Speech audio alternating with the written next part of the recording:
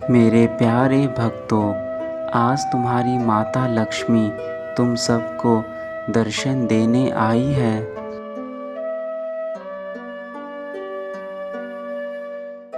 तुम्हारे जीवन में हो रही धन से संबंधित सभी परेशानियों को मैं भली प्रकार से जानती हूँ और आज मैं इन सभी परेशानियों को दूर करने के लिए तुम्हारे पास आई हूँ। मेरे प्यारे बच्चों, मैं जानती हूँ जीवन जीने के लिए धन का होना अति आवश्यक है। अपनी इस ज़िंदगी में जीवन में पर्याप्त धन का होना अति आवश्यक है, क्योंकि धन से ही तुम्हारे जीवन के सारे कार्य पूर्ण हो सकते हैं। तुम्हारे जीवन में अधिकतम समस्याएं धन के कारण ही होती है, और यदि तुम्हारे पास पर्याप्त धन होगा तो आधी से ज़्यादा समस्याओं का समाधान स्वयं ही निकल जाएगा।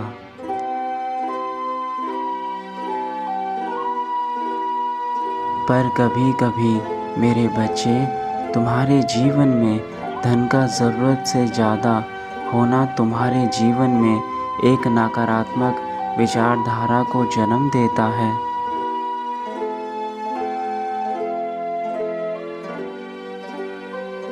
जिसे पाकर हम अत्यंत ही सुख और ना होने पर दुख महसूस करते हैं।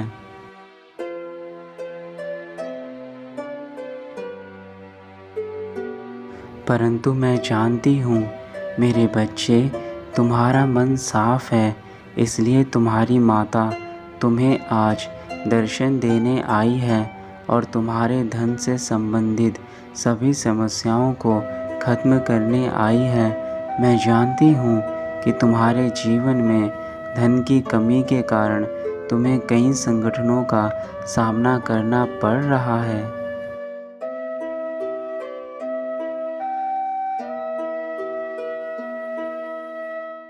मेरे बच्चे, इस संसार में लोग धन कमाने के लिए क्या कुछ नहीं करते।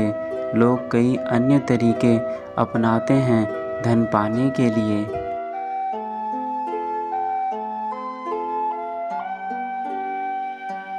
मैं जानती हूँ मेरे बच्चे, इस संसार में धन के बिना जीवन जीना बहुत कठिन है।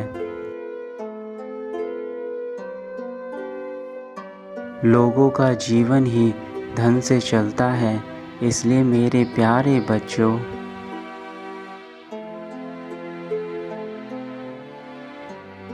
मैं तुम्हें यह संदेश देना चाहती हूँ कि यदि तुम धन की कमी का अफसोस कर रहे हो और धन के हाथों मजबूर हो और तुम धन को पाना चाहते हो, तो मेरी बातों को ध्यानपूर्वक सुनना।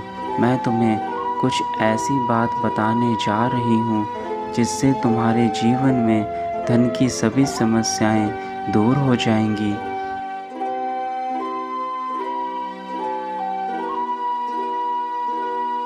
मेरे द्वारा बताई गई बातों को यदि तुमने भली प्रकार से मान लिया तो तुम्हें माता लक्ष्मी की कृपा प्राप्त होगी।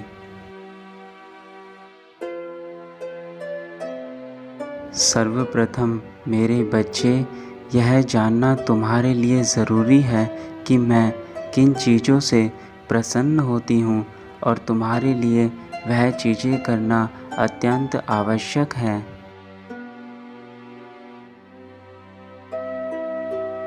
अपने घर में जहाँ पर आपने मेरी स्थापना की है, उस स्थान को स्वच्छ रखना अति आवश्यक है, क्योंकि हम देवी देवता उसी स्थान पर वास करते हैं जहाँ पर सफाई और स्वच्छता होती है।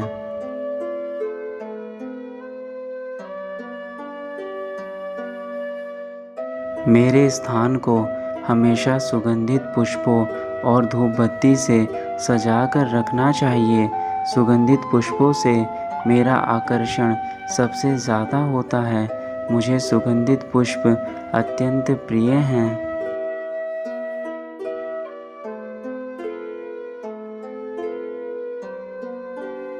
जो कोई भक्त मुझे सुगंधित पुष्पों का अर्पण करता है, उसको धन से संबंधित किसी प्रकार की परेशानी नहीं होती।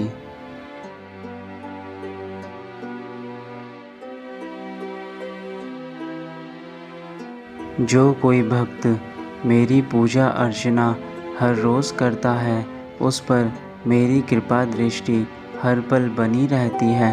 ऐसे भक्तों को मैं हमेशा अपने प्रेम और आशीर्वाद से अपने समीप रखती हूँ।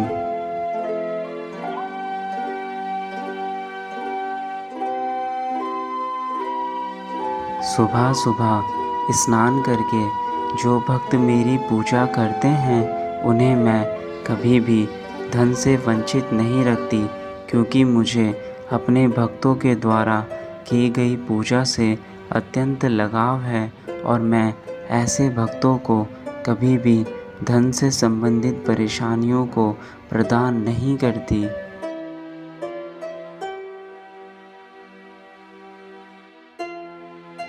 जो व्यक्ति गौ माता को रोटी खिलाता है, ऐसे व्यक्ति से भी मैं प्रसन्न होती हूँ, क्योंकि गौ माता को रोटी खिलाने से मेरी कृपा दृष्टि उस व्यक्ति पर बनी रहती है। यह एक पुण्य का काम है जो हर व्यक्ति को करना चाहिए।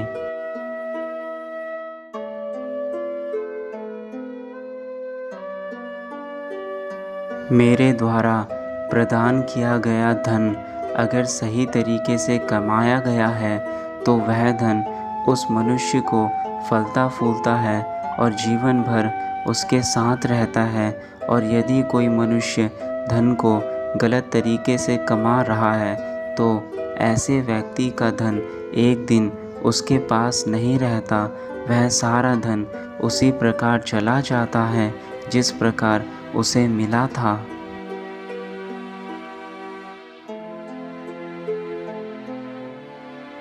मेरे बच्चों, यह सभी कार्य हैं जिसे करने के बाद तुम्हें मेरी कृपा दृष्टि और मेरा आशीर्वाद हमेशा तुम पर रहेगा और तुम कभी जीवन में धन से वंचित नहीं रहोगे।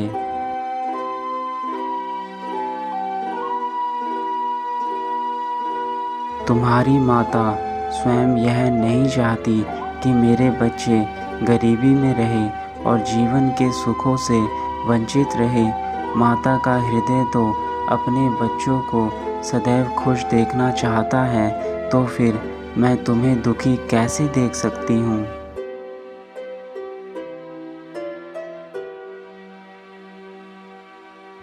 तुम जो भी कार्य इस समय कर रहे हो, उस कार्य में अपनी लगन, ईमानदारी और सच्चाई लगा देना।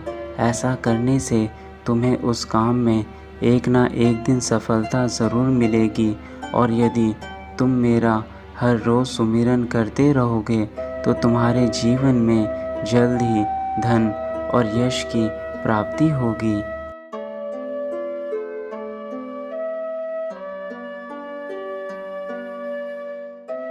मेरे बच्चे, अपनी माता के होते हुए तुम्हें चिंता करने की कोई आवश्यकता नहीं है। बस मेरे द्वारा बताई गई यह सभी विधियों को भली प्रकार से करना। और सबसे महत्वपूर्ण बात यह है कि अपने कर्मों को हमेशा साफ रखना। मैं हर संदेश में तुम्हें यही बात कहती हूँ कि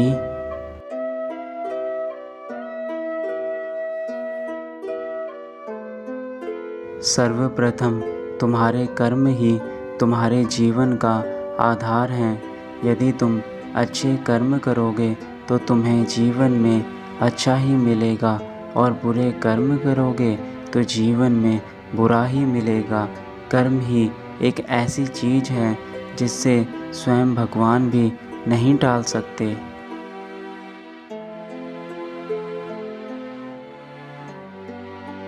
भगवान को भी कर्मों के आगे झुकना पड़ता है। यदि तुम्हारे पुण्य कर्म हैं, तो भगवान को भी तुम्हें हर वह चीज़ देनी पड़ती है जिसके तुम हकदार हो और जो तुम्हें चाहिए।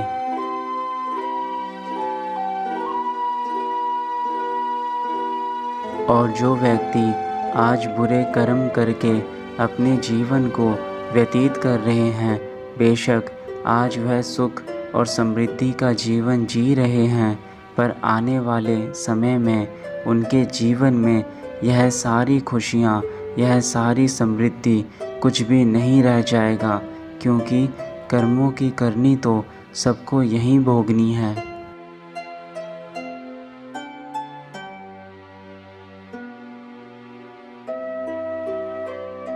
अब मेरे जाने का समय हो रहा है। तुम्हारी माता को जाना होगा। तुम्हारी माता का आने का उद्देश्य केवल यह था कि तुम्हें धन की प्राप्ति के लिए जो मार्ग चाहिए वह मार्ग मैं तुम्हें दे दूं।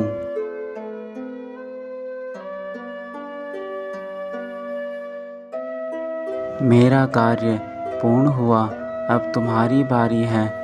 तुम्हें अपने कार्यों को पूर्ण करना है और अपने जीवन को पर्याप्त रूप से बदलना है। यह सब कुछ तुम्हारे हाथों में है मेरे बच्चे।